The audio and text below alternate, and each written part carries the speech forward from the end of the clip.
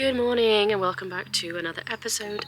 Today I am going to take you around some of the most picturesque villages here in the Cotswolds. It's a part of the country that is renowned for its chocolate box, charming villages and picturesque rolling landscape. It is absolutely brimming with beauty and it's very difficult to narrow it down to just a handful of villages to share with you. But today I'm going to take you around some of my personal favourites which I can never miss on a trip to the Cotswolds. I'm starting with the village of Broadway, which is in the north of the Cotswolds and has a very long history dating back over 5,000 years. It was settled in 1900 BC and has a history with the Romans and the Anglo-Saxons. It was established as a new town in 1300 and that was by the abbots of Pershaw. And then by 1500s it had become quite busy with the coaching route that was established, and that ran between Worcester and took people down through Oxford into London, so it was quite a busy place. Anyway, let's go and take a peek and have a look at Broadway.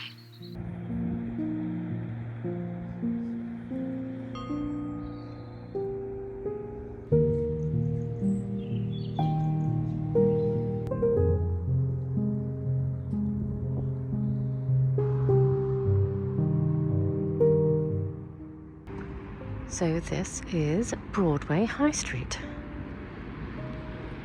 It's a really charming street with lots of independent shops and cafes. Most of what you see today dates back to the 17th and 18th centuries, although there are the odd building which is a bit older, such as this one here on the right, the timber-framed one that you can see at the back. That's medieval. But most of it dates to the 17th and 18th centuries.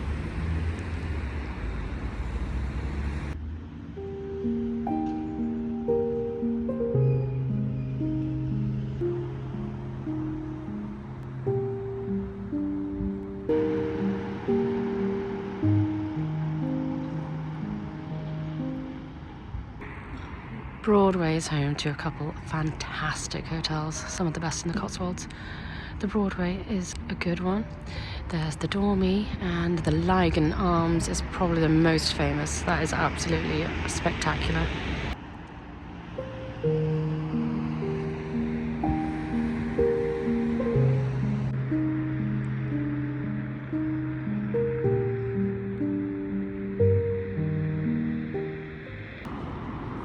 Gosh, I have never seen Broadway this quiet. So quiet. Usually it is packed. I think it's because of how cold it is. I think it's about -3 at the moment. And despite the blue skies, which are quite deceiving, I think we are actually expecting snow later.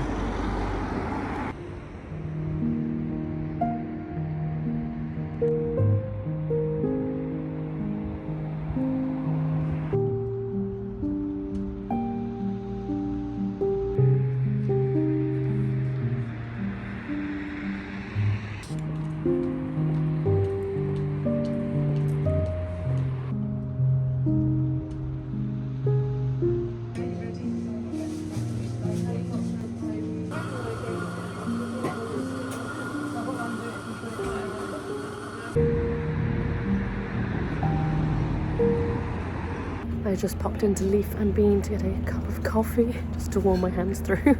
It is so cold, but this is really nice. Really nice.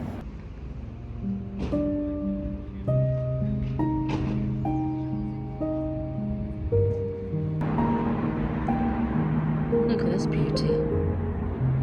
Really nice.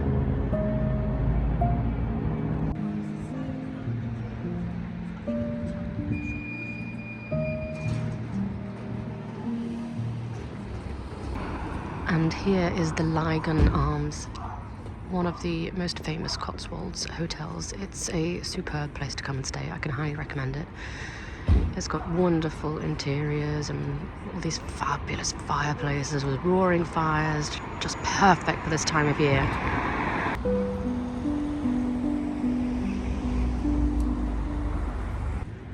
Right across the road from the Lacock is the Broadway Deli, which has spectacular local food and produce.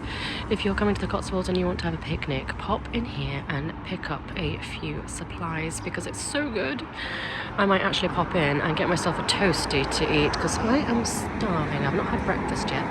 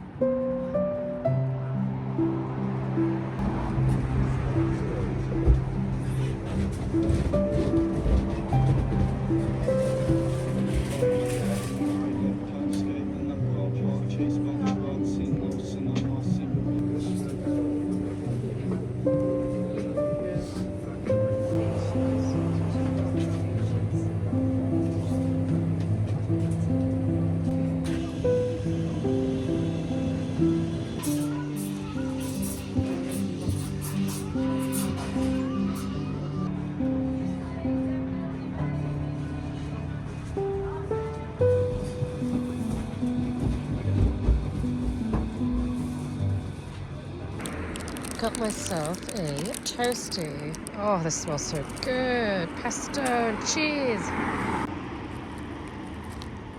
Oh my gosh, look at that. Oh, yummy. Toasty was so good. I got the mozzarella pesto and tomato toasty. It's £7, but it's absolutely huge. I can only finish half of it, so I've got another half for later. Honestly, the Broadway deli is always such a treat. The food there is really, really good. So if you do find yourself in Broadway, do make sure to pop in. It's really good.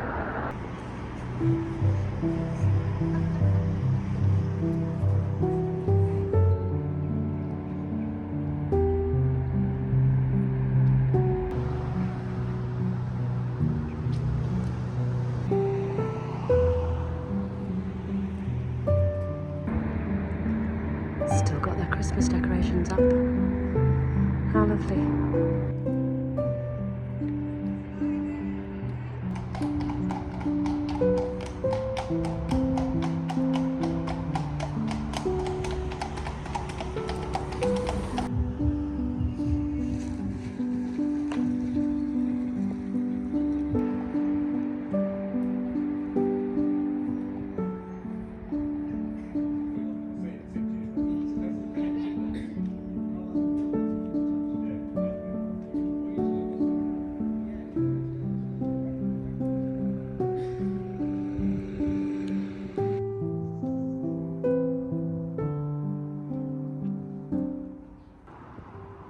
I adore this little stretch of cottages. Very, very charming, and I love just the honey-coloured stone and the beautiful windows.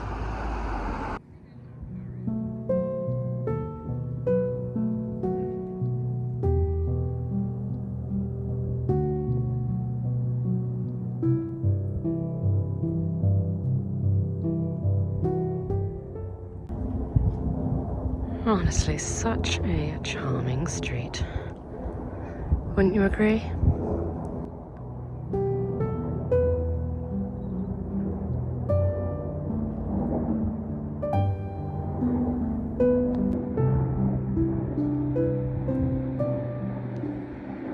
Right, I'm making my way back to the car now and going to my next location. If you do find yourself in Broadway, please make sure to visit two nearby villages. They are absolutely charming. There's the village of Snows Hill and the village of Stanton. Both are spectacular. They're only sort of 5 minutes drive from here as well, so well worth a visit at the same time as Broadway.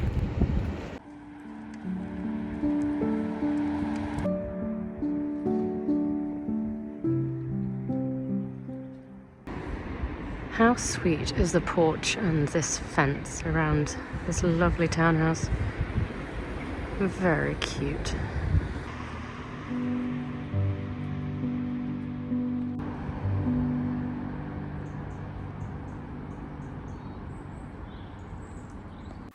Before I set off to my next destination, I want to take a second and introduce you to the sponsor of today's episode, Skillshare. As I am sure many of you know, Skillshare is the world's largest online learning community for creatives. It has literally thousands of classes, whether you're wanting to learn photography or videography like myself, or whether you're wanting to learn how to cook, paint, sew, knit, learn animation, graphic design, play piano or violin. They have got you covered. It's a place to level up your skills no matter where you are in your journey, whether that's a complete beginner or more advanced. I've been using Skillshare for years. It's where I first started learning photography many moons ago, and also more recently learned the art of videography and storytelling, which I use to create these videos which I share with you here on YouTube.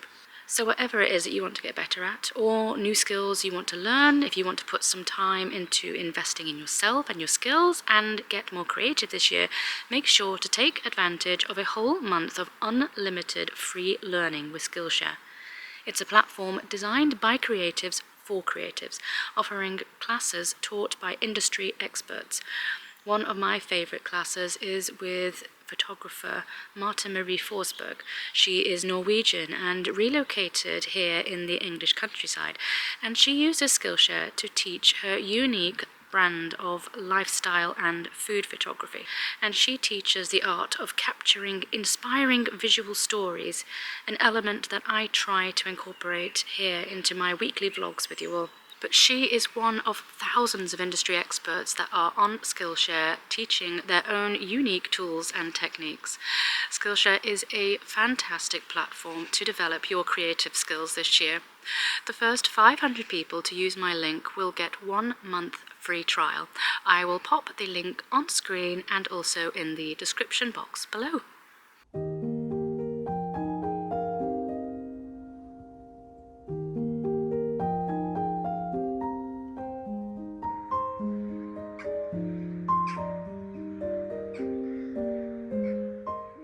Right, I am at my next location, the Slaughters. If you head about 20 minutes outside of Broadway, you will find Upper Slaughter and Lower Slaughter. So they're technically two villages, but they're right next to each other and connected by the River Eye. And if you're going to one, you will drive through the other, so you'll visit both of them.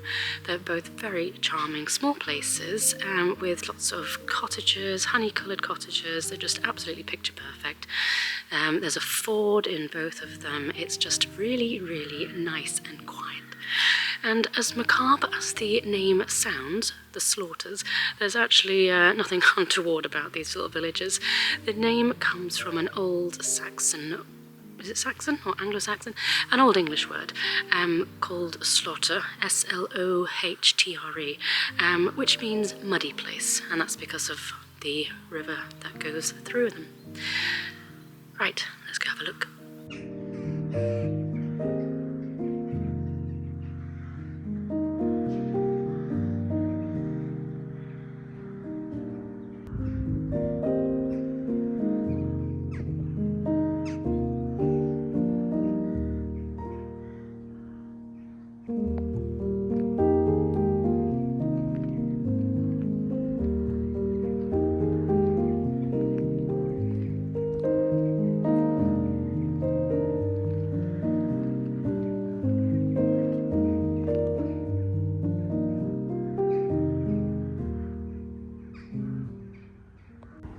And this is the old schoolhouse.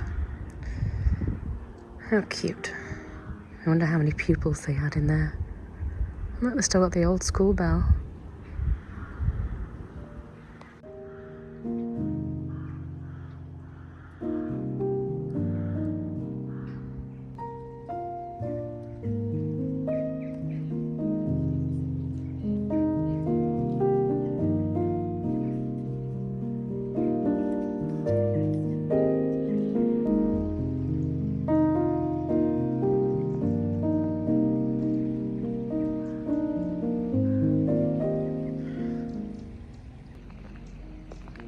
And just down here we have the ford. It's all looking rather high, the water is at the moment. It's usually a lot lower than this. I came one time and I was fortunate enough to arrive just at the perfect time. There was a horse and carriage, well actually a carriage and 4 horses should I say, practicing, and they were going through here and I just got the perfect photo. It was really nice, perfectly timed. I don't know if you can tell on this video or not, I can't see the screen properly, but I think you're probably looking at about 2 foot deep down in the centre there. I'm not sure I'd want to drive through at this time of year, not when it's this high.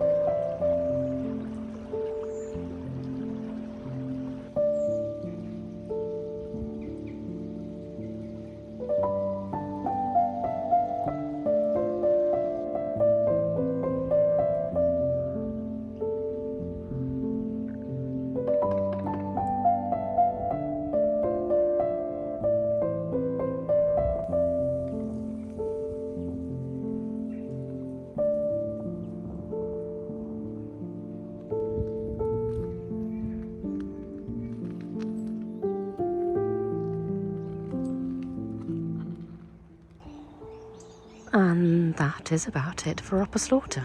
A really small but charming place. There's a handful more houses near where I parked, but this is about it. At the heart of the village is Upper Slaughter Manor. It's now a hotel, a rather good one, so I've heard. It's got a great reputation. It dates back to the Saxon period, although what we see today is from the Tudor period. It used to belong to a Norman knight, and it's mentioned in the Domesday Book. Very old property. And here is the manor house. Isn't she a beauty? Looks like they've still got the Christmas decorations up around the door.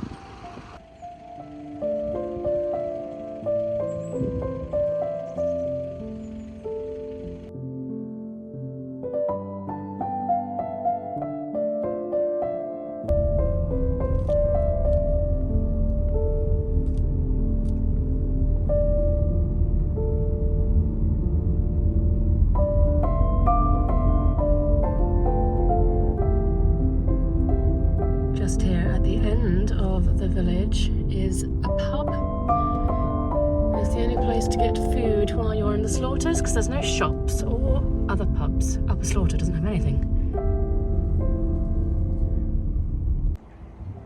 Just as with Upper Slaughter, at the heart of the village of Lower Slaughter is the church. This is St Mary's Church.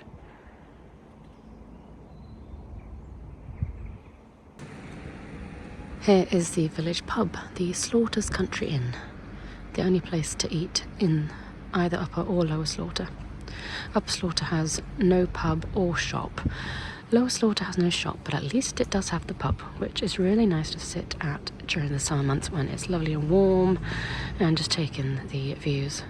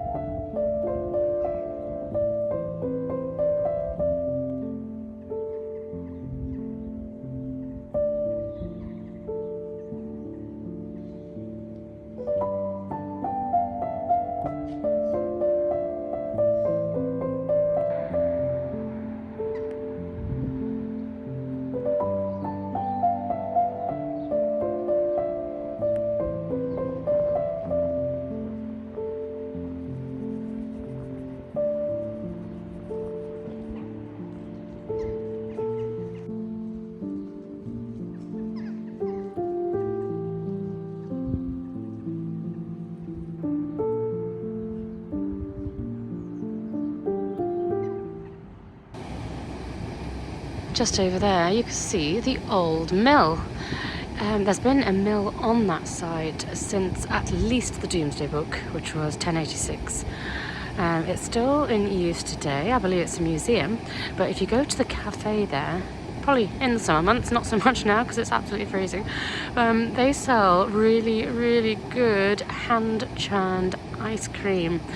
So yeah, make sure to pop into the cafe there during a warmer summer day.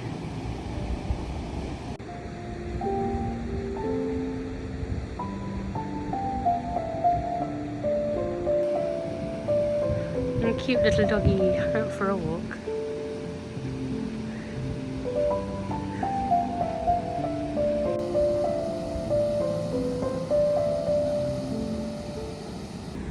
This door knocker's just made me giggle. Oh no, not you again. Reminds me of my granddad. When we were younger, we'd go around to my grandparents' house and we'd knock on the door. And my granddad would go to the letterbox and open that up from the inside and go, "Not today, thank you," just in a joking way. Yeah, that door knocker, oh no, not you again, it's just reminding me of that. Lovely memories.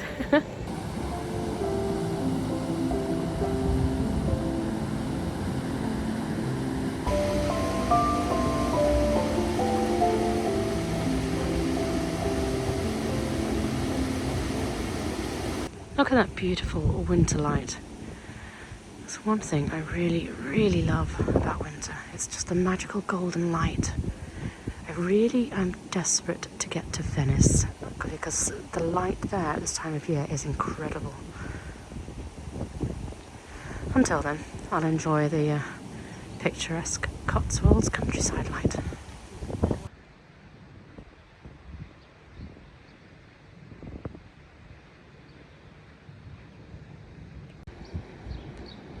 So what do you think to lower slaughter? Let me know your thoughts. Do you prefer upper or lower slaughter? I'm not sure if I could choose, to be honest. It'd be difficult. They're both very picturesque and charming in their own way. Although perhaps I would go lower slaughter purely for the fact that they have a pub. A roaring fire and a nice glass of something in an evening would be a welcome treat.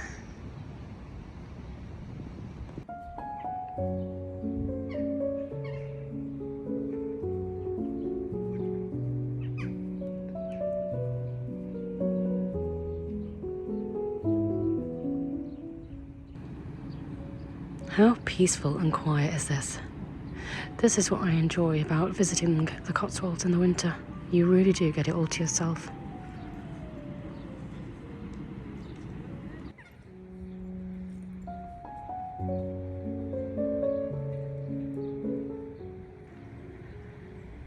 I think the only thing that could possibly make the Cotswolds even more charming would be a dusting of snow. I wonder if we're going to get it today. I won't be surprised because it is bitterly cold. Right then, I am going to head to the next destination, which is just down the road from the slaughters. It is called Bourton-on-the-Water. It is also referred to as the Venice of the Cotswolds, and I'm sure you'll see why shortly.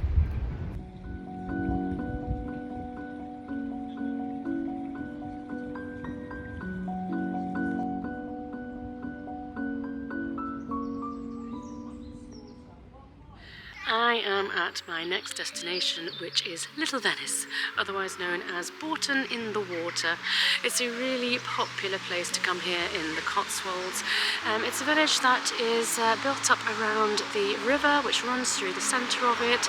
Most of the cottages along the river now have been turned into shops or cafes, and it's a really popular spot to come and see a game of river football, which I haven't watched myself, but is immensely popular for tourists, as it's quite a unique game dating back over 100 years.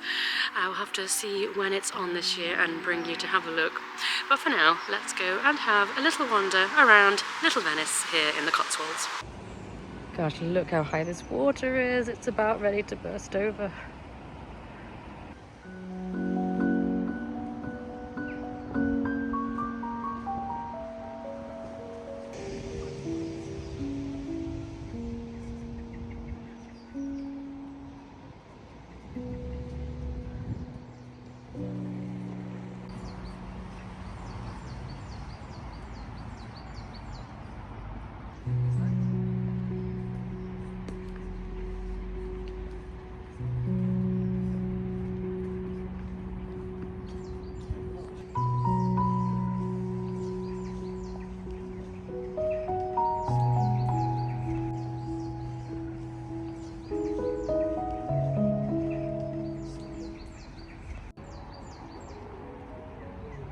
Isn't it charming?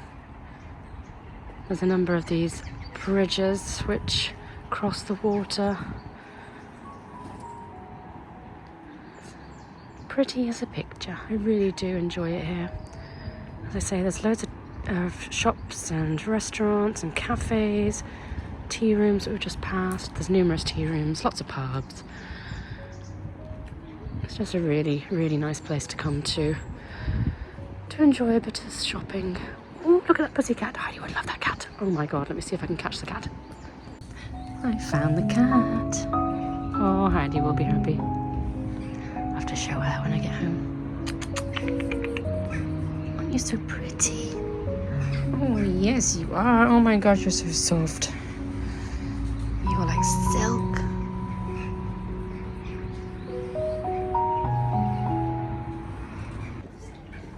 I think she's waiting to go home and get warm. Bless her. Hopefully someone lets her in soon.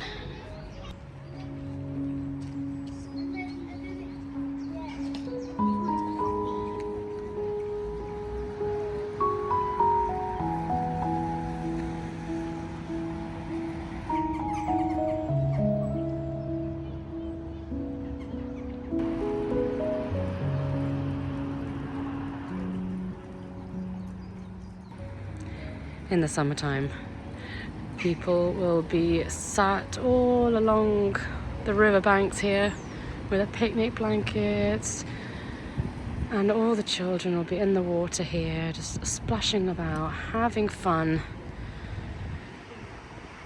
Oh, I just spotted they've got a Christmas tree up in the middle. How quaint and charming is that? A Christmas tree in the river.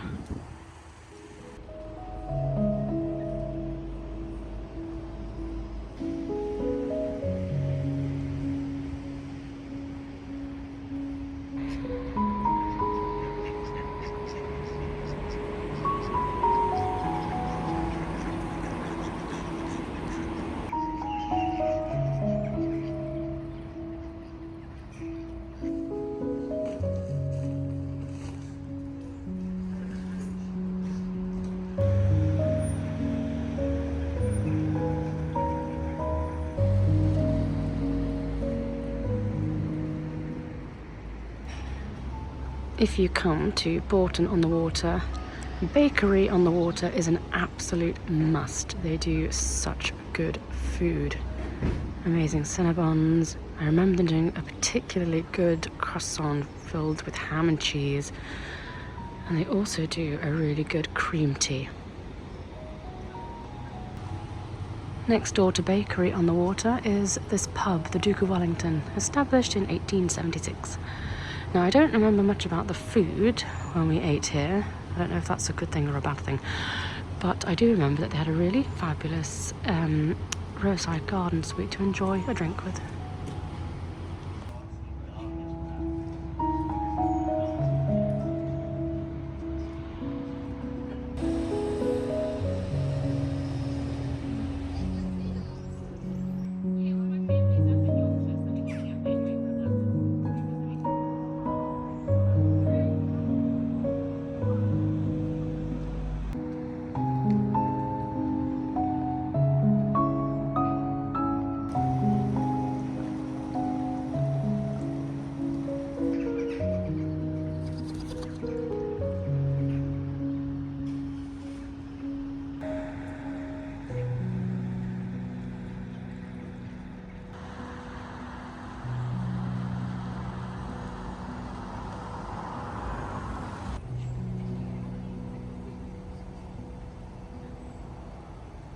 Well, I'm going to leave Bourton-on-the-Water behind now and head to my next location. Let me know in the comments down below what you thought to Little Venice in the Cotswolds.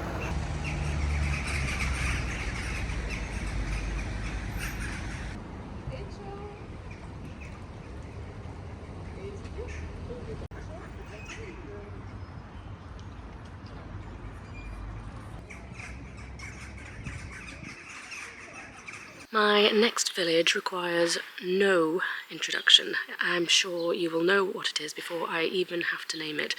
It is often described as the prettiest village in England, and that is Combe.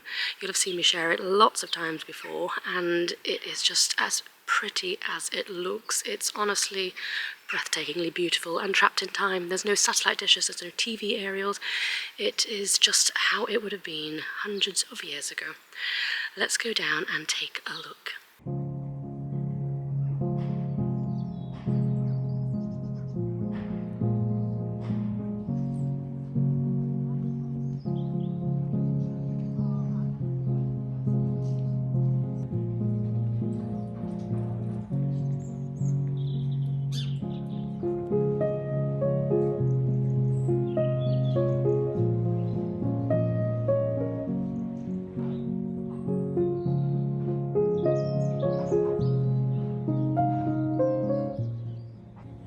How dreamy is this? Chimneys going, birds chirping. Gosh, it is really, really cold.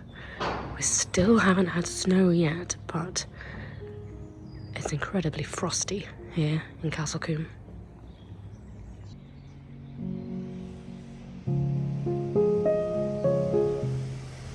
I was just looking at this wall here, and you could see where there would once have been a window. You can see the frame for it still, but it's all been bricked in. I wonder if that disappeared during the window tax.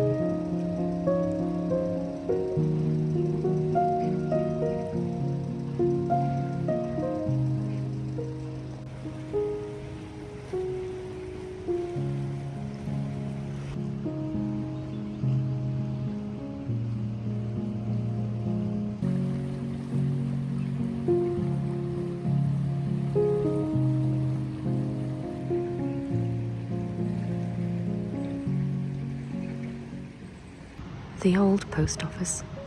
There's still a post box in the wall. How pretty is it with all the frost on the roof? So lovely.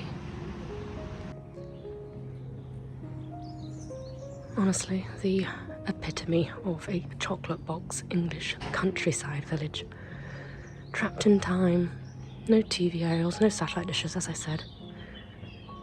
I wonder how many of you will recognise this from some of the Hollywood blockbusters like War Horse or Stardust with Michelle Pfeiffer. That was filmed here.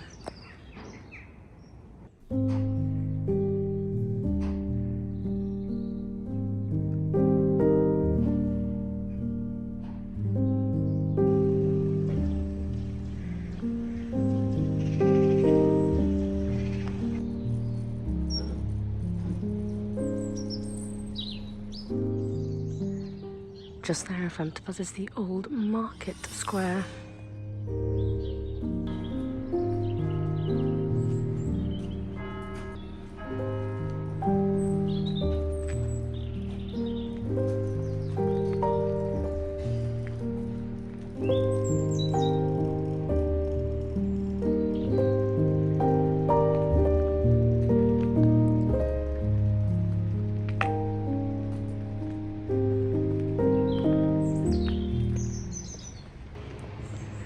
If you follow the path around the back of the church, you'll find a gateway that takes you through to the manor house. If you watched my video a few months ago, you can see inside one of the cottages where we stayed at the manor house. A really, really fantastic stay.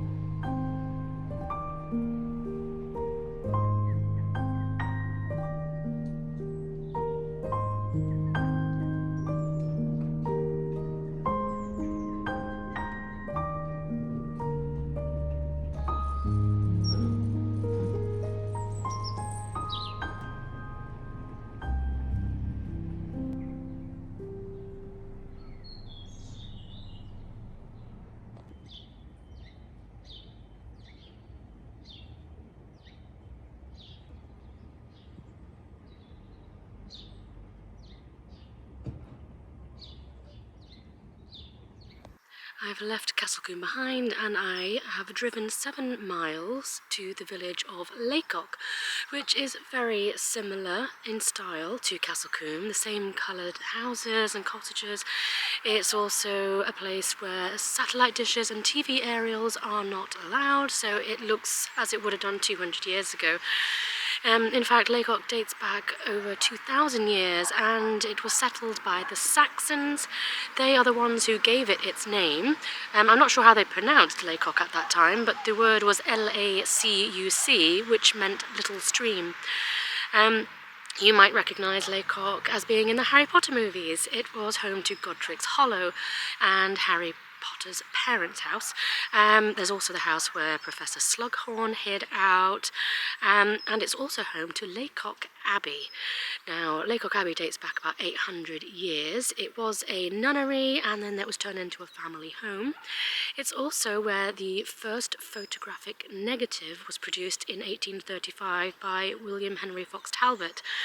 Yeah, a really, really nice place. They used the cloisters there as well at the Abbey to film some of the Harry Potter Harry Potter hallway scenes, and also there are the rooms there where they film the classrooms as well. So yeah, it's a really fascinating place, a place that you have to visit on a visit to the Cotswolds. Visit. Yeah, anyway, let me stop babbling and let's go and take a look around the village. There you can see Lacock Abbey, just in the distance.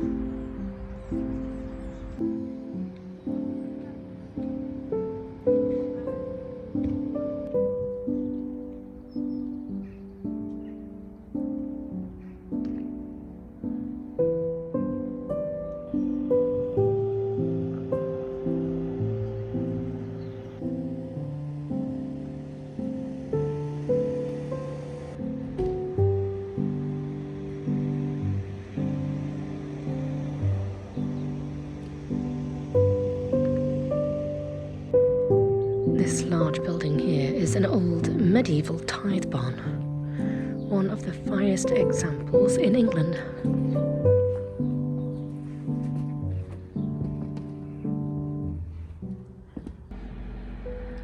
So, back when Ella, the Countess of Salisbury, established Lacock Abbey in 1232, the inhabitants of Lacock became tenants to the Augustinian nunnery. Now, when they did not pay rent in money to live in their homes. They paid it in kind, which means that they paid a proportion of the crops that they grew, or products that they made, like woolen fleeces, and they all had to be stored. So this tithe barn was built, they don't know the exact year, but it was built in the 14th century, and it was to house all of the products and food and supplies that the inhabitants of Lacock provided to Lacock Abbey. That's their form of payment for their houses.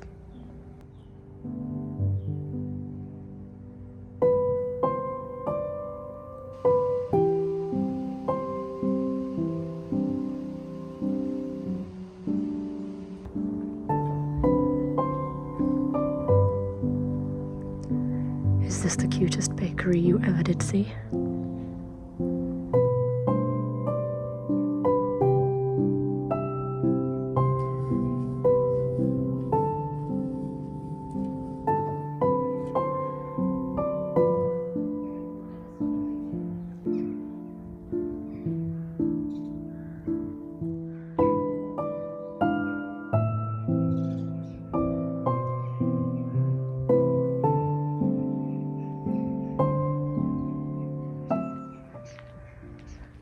Who recognises that house just there, down at the end? That one just there.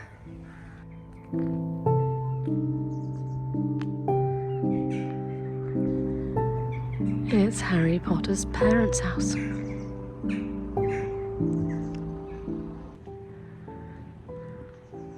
The village of Lacock is quite a unique one for an old English village, as it's set in a grid layout.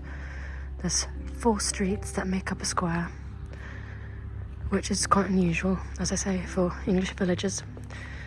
Generally, they were just sort of built up around a market square and grew very naturally, so they're quite higgledy-piggledy.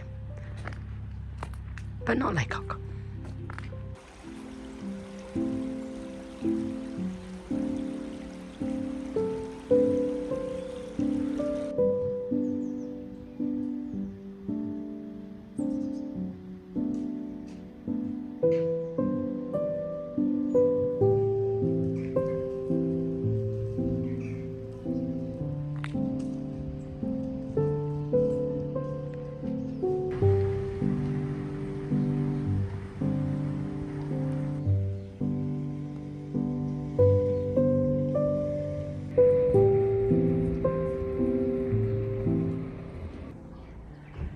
If you're looking for somewhere to stay in Lacock, the Sign of the Angel is supposed to be very good. I had some friends stay there recently.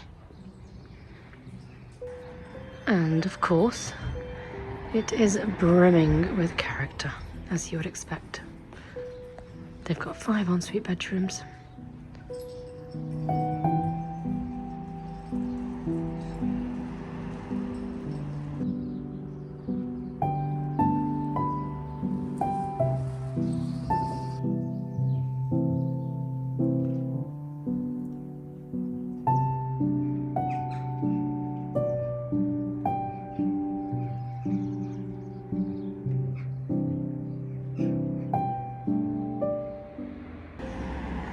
Okay, wow. So this beam here dates back to 1390. I can't even contemplate that amount of years.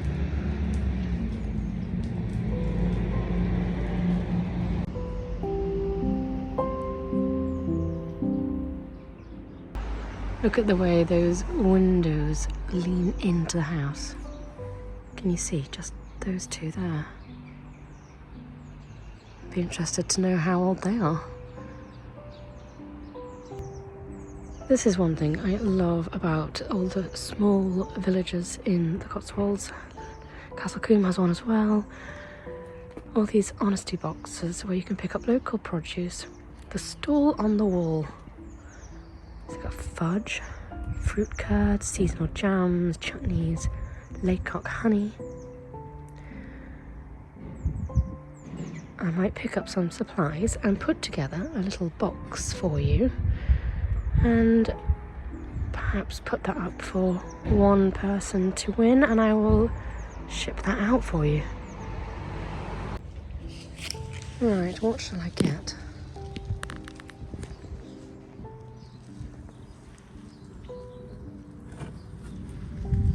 Summer berry jam, definitely. Look at that label as well, that is so sweet. What else have we got? What's that one down there, the green one? Green gauge jam. I have never tried that. That is something quite unique. Let's go for those two. Right.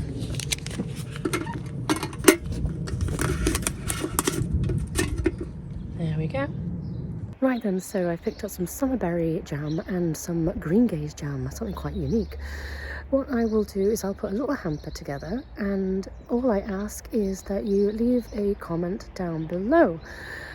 What I would ask is that you tell us what it is that you enjoy most about this channel, what you enjoy watching, and I will let Heidi read through them and pick a winner, and I will arrange to get it shipped off to you.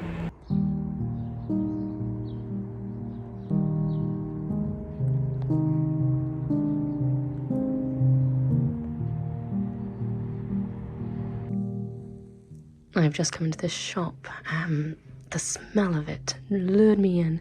They make all their own soaps. I've just been chatting to the owner. They've owned this house for 25 years, and she just brought me upstairs. She has an exhibition of her sculptures. But look at the scenery. Just look at the room, the layout. She says the panelling here at the back. This panelling here. This came from Lacock Abbey, so apparently it's very, very old. Yeah, she says the house, dates to the 1600s, but just look at it, isn't it fabulous?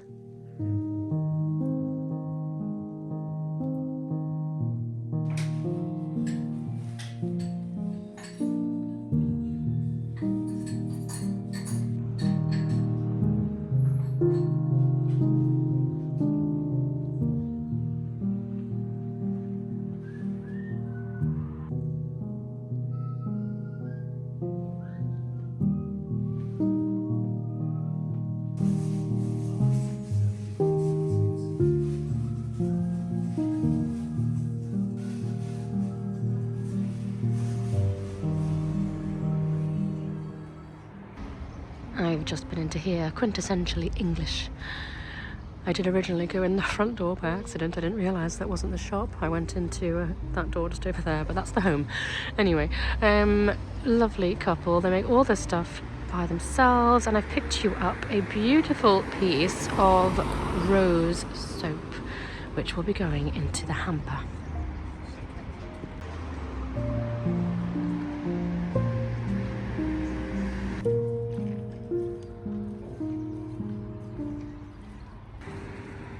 Across from quintessential English is the George Inn, the oldest inn in Lacock, 1361. Wow.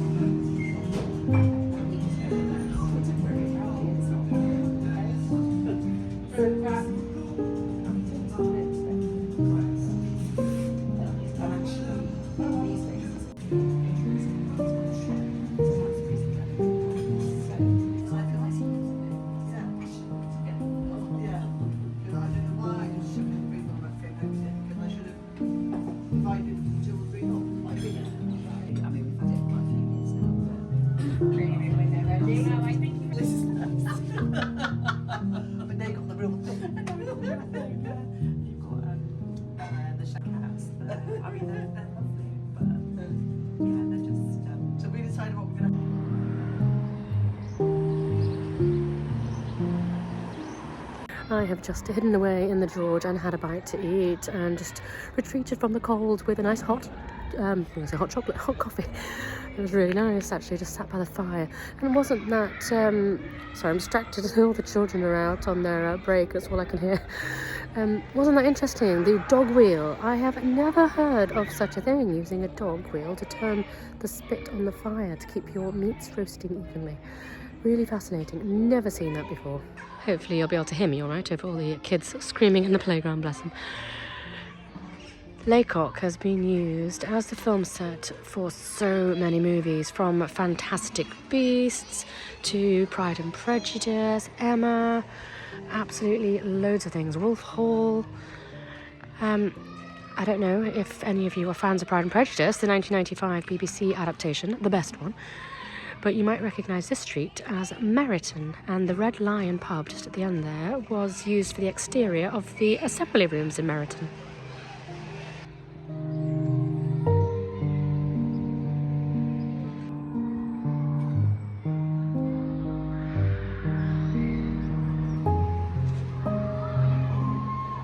We are at our final village for today's video. The first records of the village date to the 8th century, although it's not known if there was a settlement here prior to that. There most probably was. As with all of these Cotswolds villages, they generally date back to the Anglo-Saxon period, if not the Romans. So, the village is most famous today for one particular street, Arlington Row, which was a row of buildings originally housing the wall for a nearby abbey. They were constructed in 1380 and then went on to become cottages for local weavers. Today they are in the care of the National Trust, and two of the houses, cottage number 1 and cottage number 9, are actually available to book and to go and stay at for a holiday. So we're going to go and have a little potter down to Arlington Row and around the rack aisle, which you can see behind me. So called because that is where all the weavers would leave all of their materials to dry. Right, let's go and take a look, and I hope you enjoy this final village of today's video.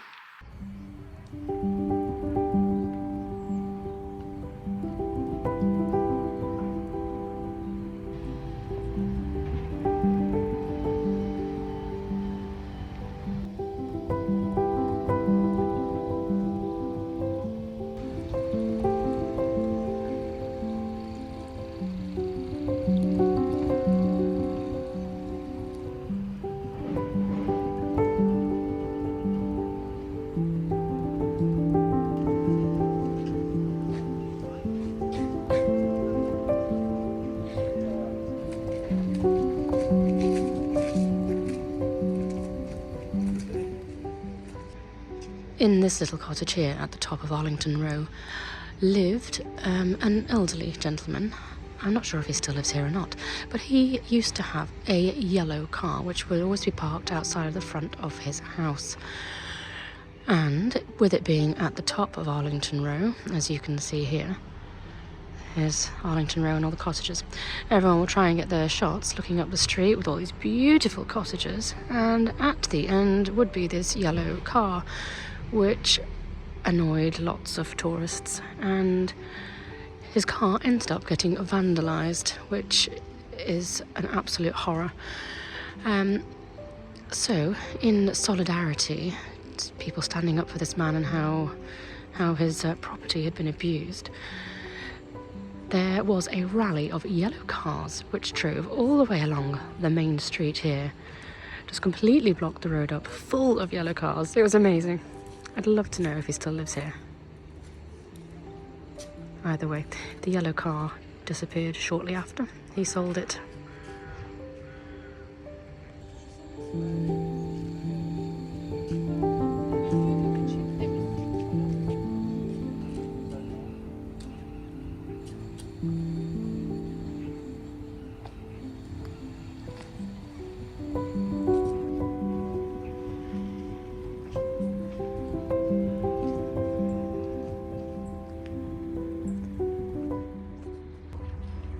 I find it so funny to think that these humble weavers' cottages were once home to the poor and are now probably worth close to $1 million, if not more.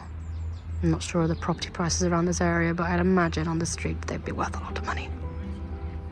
It's funny because, that being said, that's exactly the same as thatched cottages. Thatched cottages used to be the homes of the poor, and now they're worth hundreds of thousands, some of them millions. It's just all completely flipped on its head. It's quite funny.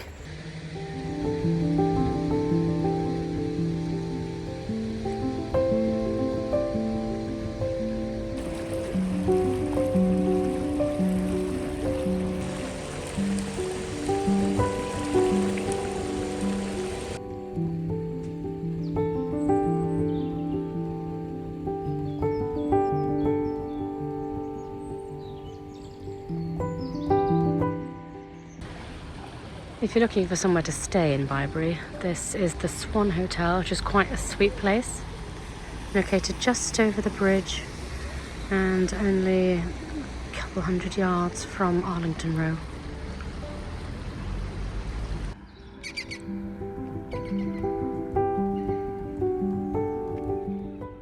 And that is it for today's episode. I sincerely hope that you have enjoyed this visit around some of the Cotswolds' most beautiful villages. Let me know your thoughts and opinions in the comments below. As always, let me know if there's places that you think I should have included in the top 5 or 6 villages. And if you have enjoyed this video, please make sure to like and subscribe, as it helps the channel grow. I'll see you again soon. Lots of love.